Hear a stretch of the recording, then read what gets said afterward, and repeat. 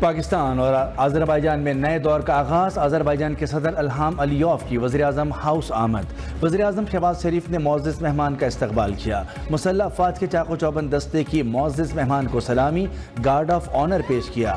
دونوں ممالک میں مختلف شعبوں میں تعاون کے معاہدوں پر دستخط۔ وزیراعظم شہباز شریف نے کہا کہ پاکستان اور آذربائیجان کا تجارتی حجم ہماری قریبی دوستی کا عکاس نہیں، ہمیں دوست ملک کے ساتھ تجارتی حجم میں اضافہ کرنا ہے۔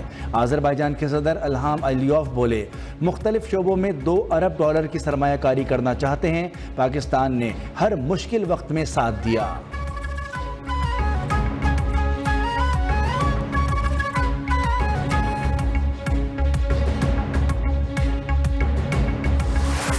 سنی اتحاد کونسل کی مخصوص نشستوں کا معاملہ، محفوظ فیصلہ سپریم کورٹ کل دن 12 بجے سنائے گی۔ فیصلہ چیف جسٹس کی سربراہی میں 13 رکنی فل کورٹ سنائے گا۔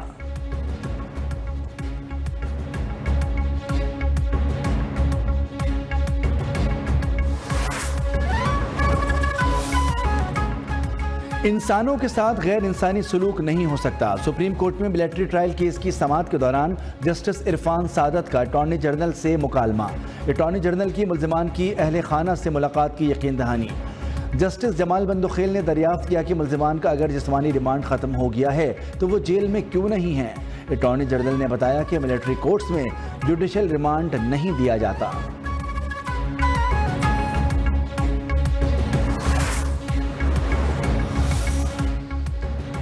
بھارت کا ایک بار پھر کھیل سے کھلواڑ، بھارتی میڈیا کا پاکستان میں شیڈول چیمپئنز ٹرافی سے متعلق پروپیگنڈا۔ بھارتی ٹیم کے پاکستان نہ آنے کا دعویٰ کر دیا۔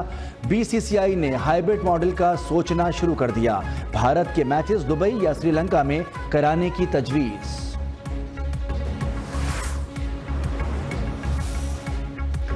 لندن میں پریکٹس سیشن کے دوران کوچ محمد یوسف سے بدتمیزی، فاسٹ بولر شاہین آفریدی کے خلاف سخت ایکشن لیے جانے کا امکان۔ ذرائع کے مطابق شاہین آفریدی کا بنگلہ دیش کے خلاف ہوم ٹیسٹ سیریز سے بھی باہر ہونے کا امکان۔ مزید 2 سے 3 کھلاڑیوں کے خلاف شکنجہ سخت کرنے پر بھی مشاورت۔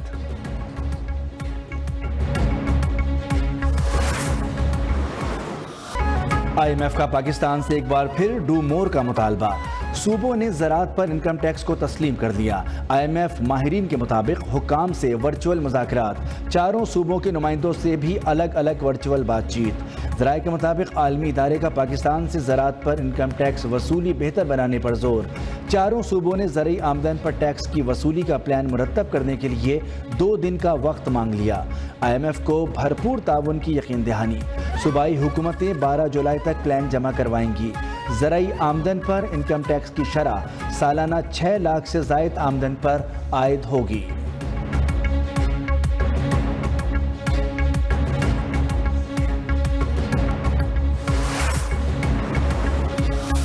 فوج کے پورے سروس اسٹرکچر میں تبدیلی ہوگی۔ آرم فورسز کے لیے نیا پینشن اسٹرکچر جولائی 2025 سے لاگو ہوگا۔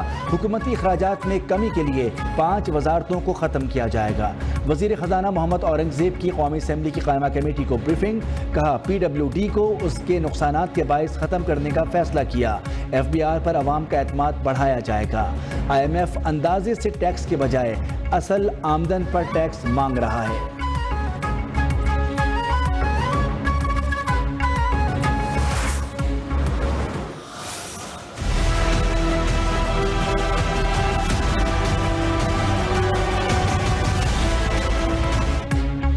کمرشل، زرعی اور بڑے صارفین کے لیے بجلی مہنگی۔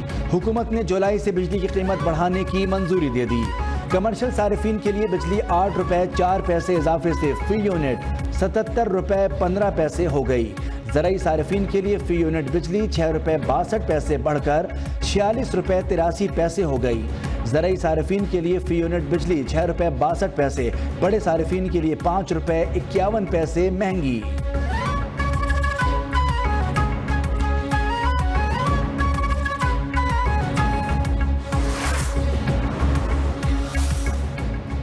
بجٹ کے نفاذ کے بعد مہنگائی کا طوفان۔ سیمنٹ کی فی بوری قیمت میں 200 روپے کا بڑا اضافہ، قیمت 1500 روپے کی تاریخی سطح پر جا پہنچی۔ کھانے پینے کی چیزیں بھی عوام کی پہنچ سے دور۔ کراچی میں ٹماٹر 250 سے 300 روپے فی کلو میں فروخت۔ بھنڈی 300 روپے کلو ہو گئی. گوبھی سمیت دیگر سبزیوں اور دالوں کی قیمتیں بھی 7ویں آسمان پر.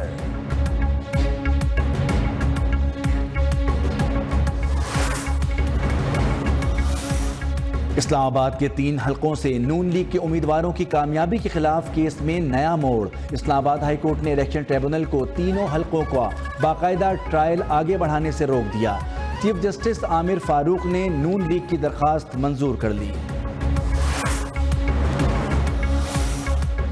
اسلام آباد ہائی کورٹ میں پی ٹی آئی کے جلسے کا NOC معطل کرنے کے خلاف درخواست پر سماعت. شہدائے کربلا کے چہلم کے بعد جلسے کی اجازت دی جا سکتی ہے. ڈپٹی کمشنر کا موقف. چیف جسٹس اسلام آباد ہائی کورٹ عامر فاروق نے کہا چہلم تو بہت دور ہے, محرم کے بعد کی بات سمجھ آتی ہے. پی ٹی آئی والوں سے مشاورت کر کے جلسے کے معاملے کا مستقل حل نکالیں.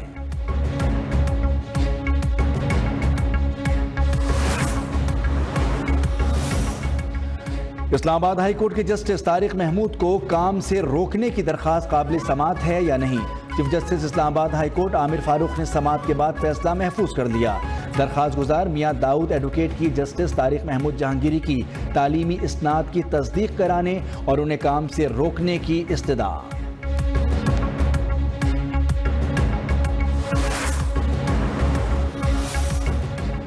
ریاست کے خلاف جنگ کرنے اور حکومت کا تختہ الٹنے کی سازش کرنے والا عبوری ضمانت کا حقدار نہیں. انسداد دہشت گردی عدالت لاہور نے بانی پی ٹی آئی کی 9 مئی مقدمات میں عبوری ضمانتیں خارج کرنے کا تفصیلی فیصلہ جاری کر دیا. یہ بھی لکھا کہ اشتعال انگیز پیغام دینا اور اسے آگے پھیلا کر آرمی تنصیبات, جینا ہاؤس اور سرکاری عمارتوں پر حملہ دہشت گردی کے زمرے میں آتا ہے. بانی نے بیان دیا تھا کہ گرفتاری پر سری لنکا جیسے حالات ہوں گے.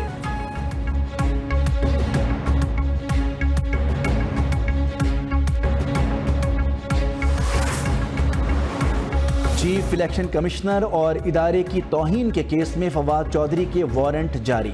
ممبر نثار دورانی کی سربراہی میں 4 رکنی کمیشن نے فیصلہ سنا دیا. الیکشن کمیشن بانی پی ٹی آئی اور فواد چودھری پر فرد جرم عائد کر چکا ہے. توہین الیکشن کمیشن کیس کی مزید سماعت 7 اگست تک ملتوی.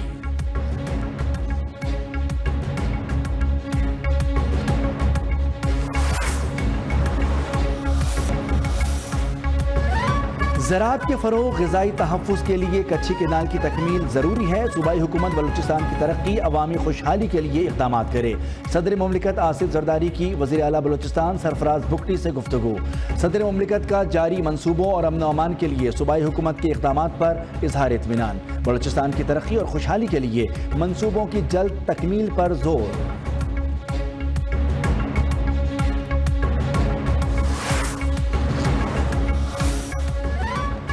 جلا دو آگ لگا دو کی سیاست سے ہمیں دور رہنا چاہیے. وزیر اعلیٰ پنجاب مریم نواز کا تقریب سے خطاب.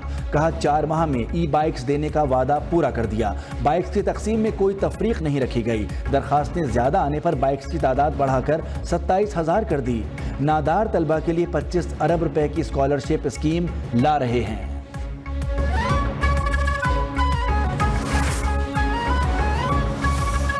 غیر رجسٹرڈ گاڑی خریدی جا سکتی ہے, نہ شو روم سے نکالی جا سکتی ہے. وزیر اطلاع سندھ شرجیل میمن نے واضح کر دیا. کہا سندھ کابینہ نے انڈس ہائی وے پر 2 بنانے کی منظوری دی. معیاری تعلیم کے لیے سکھر IBA کا کیمپس گھوٹکی میں بنایا جائے گا. کابینہ نے میڈیکل لیگل ایڈوائزری بورڈ بنانے کی منظوری بھی دے دی.